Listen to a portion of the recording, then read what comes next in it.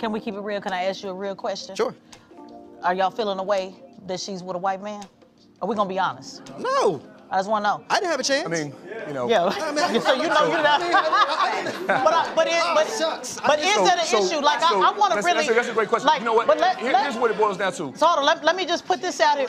Wait a minute. I'm feeling some resentment in the building. I just want to put the conversation out there, and we're gonna do more of these shows because I want to bring it back and have a conversation on relationship and all of that. She want to host conversations about relationships. Ma'am, you don't even have a successful relationship to be lecturing black people on relationships. You have the same feminist let me emasculate black men rhetoric that's been destroying black relationships. But I just want to put it out. Black women, we feel away. I'm just gonna keep it real. Black women gonna keep it real. We feel away when we see like if Obama had a white wife, we would feel away. Raise the hand, women. When we feel just like a little bit of a way, we're gonna be honest about it. Let's be real about it. What sister's gonna be real about it? I'll be real about it.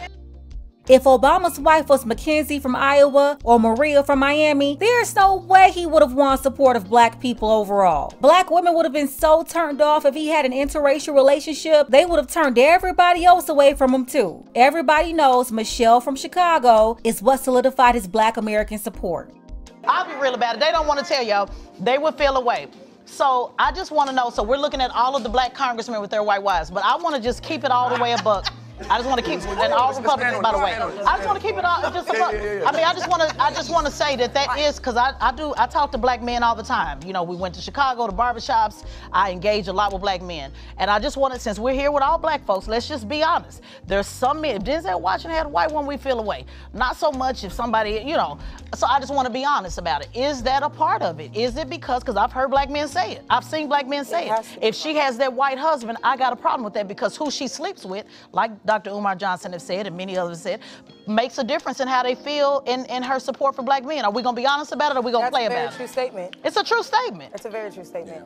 And I mean, she's not gonna do too much that's gonna make Thanksgiving dinner uncomfortable. She doesn't go by her married name because she doesn't want y'all to remember that she's married to a white man. She's never birthed any black children, so while she's acting like she's about to be the mother of America, you've never had children yourself, and then you go around, you know, parading to black. Do you have children? Yeah. Yeah, you do have children. So you got a problem with women that don't have children? I don't have a problem with women who don't have children. I have a problem with people making it seem like children are going to be, are the end of everything. I don't like people discouraging women from having children. Where does she do? I'm just curious, when does she discourage? Well, whenever she comes to the AUC, the main topic of discussion is okay. As if, and I mean, unfortunately, she fits the narrative. Unfortunately, reproductive rights in terms of abortion. They don't talk about allocating any money to fibroid research or endometriosis research or PCOS research. I agree with it. All things that disproportionately affect black women and their hold on. infertility. Wait a minute. Let's just now. That's reproductive health. I will. And she's a black woman. Let's be clear. Reproductive health. Well, let's hold on. Wait a minute. I agree with you on that because they do need to talk more about. We were talking about it in the dressing room about fibroids and IU because I do want to say that white women are the ones pushing the narrative with abortion. Get that clear. Let's stop acting like this is a black woman issue. No, let's get this clear. Every election, it's black women will die unless right, but I'm talking about the reality. The reality is when you look at the women who are advocating for abortion, because I'm a mother too, so you talking to a fellow mama. So we're gonna talk about this, and we're gonna stop putting this stigma on black women. I'm not talking about Harris. I'm talking about me and you, mother to mother. It's really important. I want to lay this out, and then we'll get to you, brother. But let's stop putting this black women are talking about abortion. Stop it. Kamala's been running around disguising terminations as reproductive rights. She's the one who launched a nationwide campaign. Remember the BET Awards 2022? The show they repeated over and over, telling black women to save terminations. It was all led by Taraji P. Henson, right on stage. Kamala was using the same talking points, going from city to city, encouraging terminations. Going to black colleges, speaking to young black women about termination rights. So if anybody created the support for terminations out in the open and in media amongst a modern black woman, you have to give credit to Taraji P. Henson and everybody talking about that mess at the BET Awards show. Then they followed it up on the Shade Room, the whole Black Hollywood from Kerry Washington to Sanaa Lathan. This is what we know based on facts. So I just want to be clear. I understand the abortion issue, and I tell Democrats all the time. But I want to be clear. I wasn't saying that. I know, but I just want to be clear because I don't want that stigma out there just running with the trolls in the comments. I want to be clear that black women are not the ones. That's why you don't see us in the cat hats and all of that talking about abortion. they're promoting this too. Yeah, but you're no, going to die and that's where I'm disagreeing with you, because the thousands of women that are out protesting for are white women. And that's the bottom line. Black women that we need. Right, but no, but we ain't out there though, sis. So let's be clear. But they're telling us that. But who gives a damn what they telling? Okay. We want to be clear. So how did this become to the attention of Kamala Harris? Let's not move the goalposts. The white women. The bottom line is black women are not advocating for. But I agree, and I don't like them. And I challenge. Baby, listen, black women been doing what we want to do. White women don't tell us what to do. We tell white women what to do. Okay. So let's be clear. But I don't know what kind of black women you are. But we the type black I want to be clear. It's important that we be clear about that. Though, white women hold positions of power that we don't. Well, maybe they control you. They don't control the sisters. I'm telling you though. But I'm telling you that I agree. Like the white men. Are you hearing what I'm telling you, or you ain't listening? I'm listening. I agree that Democrats. I just feel like you're trying to make my point something that I'm not trying to make it. I just want you to listen. This whole conversation was chaotic, unprofessional, unhinged, and absolutely disgusting. Why? Because of this woman right here. She was gaslighting the whole time. She would ask a question and wouldn't allow guests to speak to answer the question. She would overtalk people she didn't agree with. I'm telling you, she wouldn't shut up. She had to keep going and going, arguing to get the last word in like she was fighting with her baby daddy. The most combative, hostile, unprofessional moderator I've ever seen. A person like this with the temperament of a 10-year-old should not be controlling adult conversations. And no, this wasn't it. It got worse. Our community has 25 million children. And how many white folks? What white folks do don't set the standard in the black community. I just want to make sure we get the facts. We need to measure ourselves on our own performance. No problem. I just wanted to know the white folks. That's all. Fair enough. We've 25 million children, and it's my opinion that the world is better with those children in it than not. Okay. Is in many ways a very difficult topic for a lot of people to deal with, but what we're really not talking about is the root issue, which is premarital sex. Premarital sex is the most significant issue. You against premarital sex? So I am actually. As of today. I am as of today. So as of today, so dig, right? So no, wait, because we got a whole bunch of people in the crowd who gonna claim that they from the community. And I ain't perfect. So hold on. You keep talking about your hypocrisy. We all from the community. Stop. Let me, for the cameras. Are you married? For the cameras in the view, I can lay my resume. I can lay my family resume. No, just are you married? I'm running for you. No, just a yes or no. Before you move forward, you want to set the running for you. I'm a grown heterosexual black male. Hold on, no, stop. Who has benefited? He won't answer. For the cameras. Somebody answer. For the cameras. No, I'm gonna give you more than you asked for. No, but I just want this one to answer. I'm gonna give you more than you asked for. No, but I don't want more than you asked for. I just want to know. Yes or no? I'm a black male who benefited. I didn't ask you that. I asked you one. You did this last time. At 18 years old, I benefited with another sister from abortion. But that don't mean that I don't know that it's wrong. Right. See, one of the issues we have in our community. Relax, soldier, relax. The issue that Remember we have on in our the airport. community. Hold on, tone it down. Relax. Fair enough. Come on, you foaming at the mouth. Relax, baby. It's cool. Relax. You foaming. Relax. She did this over and over. She would gaslight the guests, wouldn't let them get their words out, kept cutting them off and escalating an argument. Then when the guests matched her energy, she went to shame, insult, guilt tactics, while she continued to argue and show her need to be right. Sign language 101. This flamingo went through every stage of it, just to shut down anybody she didn't agree with. I need to know this because they want to know. They're asking. So listen. No. I'm a divorcee with a fiance. No. I'm a divorcee with a fiance and children. You see what I'm saying? Let's stop, because you the one threw it out there. So I just want to know, yes or no, before we move forward.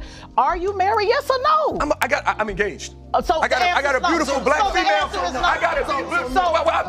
I've been married, right? And I've also leveraged the abortion system. I just asked you a simple question. It has no bearing on the point. So bottom line, she ain't getting none tonight. It has no bearing on the point. I just want to make sure. The people want to know. Ma'am, you ain't getting none tonight because he said as of tonight. No, we are going to You are diverting from the real issue here. The real issue is people don't want to be accountable to the fact we accountable, but man, you ain't getting none tonight. That's damn shame because he look a nice looking man. At risk. It's being used. We got all that, but I know you ain't getting none tonight, man. Make sure y'all stay tapped in. We got to talk about the real issue. We just want to know was you married, and he said he ain't getting none. 90 seconds. We gonna get back. I ain't gonna let you do. Because the uncomfortable truth.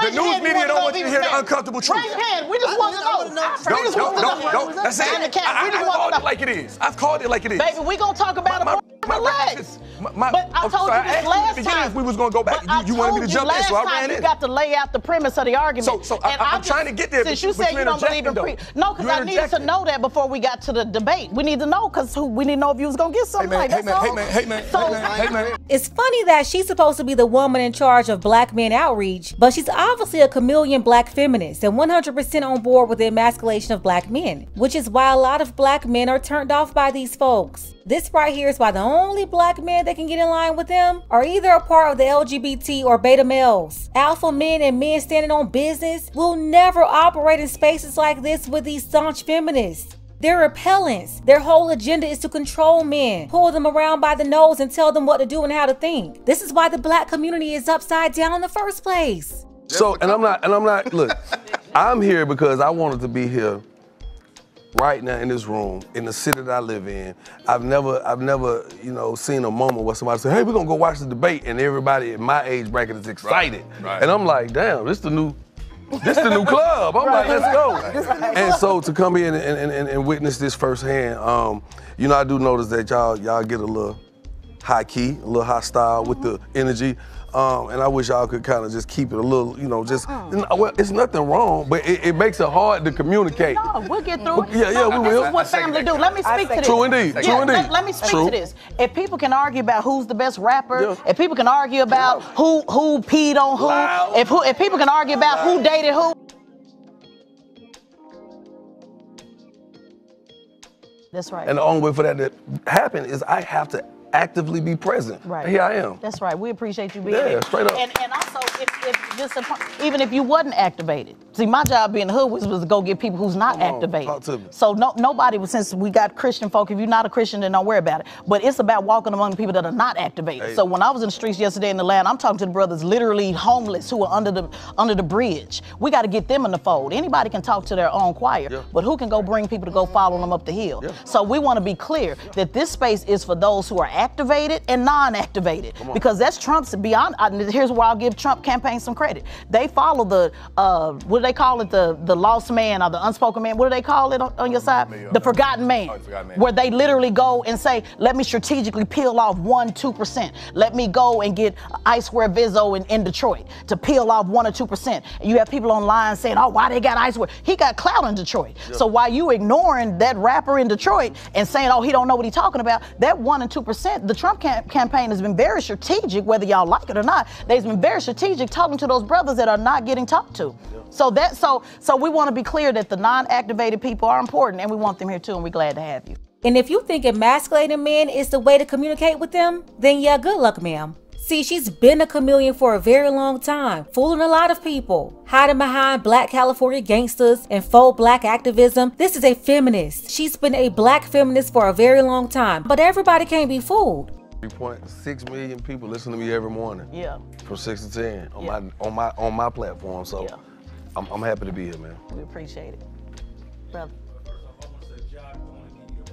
For those laptops, because I know it's gonna make the difference for those kids that you did that to. So people who are online, please just watch who you give, who you're trying to knock, and who you give respect to, because those are resources that you didn't have to do, but you did it because you've always been a real one. And so we, as a community, we appreciate you, and you should be, if anything, one of the first people to speak, because when people aren't looking, you're still working for us.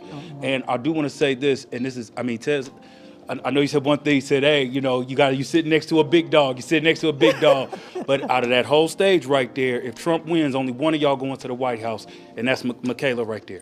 So we got to be honest on what we got to know.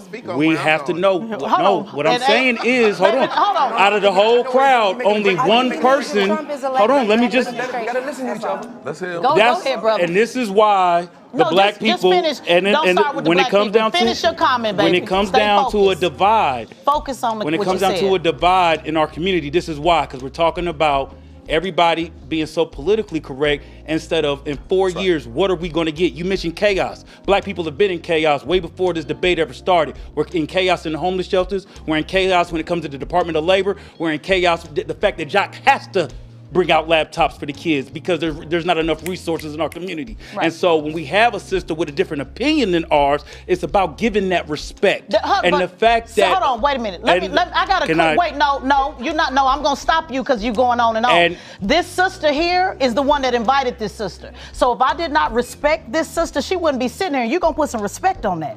We're not going to sit up here. No, you can get frustrated and look down and all of that. Relax. Well, we got to make sure we're very clear.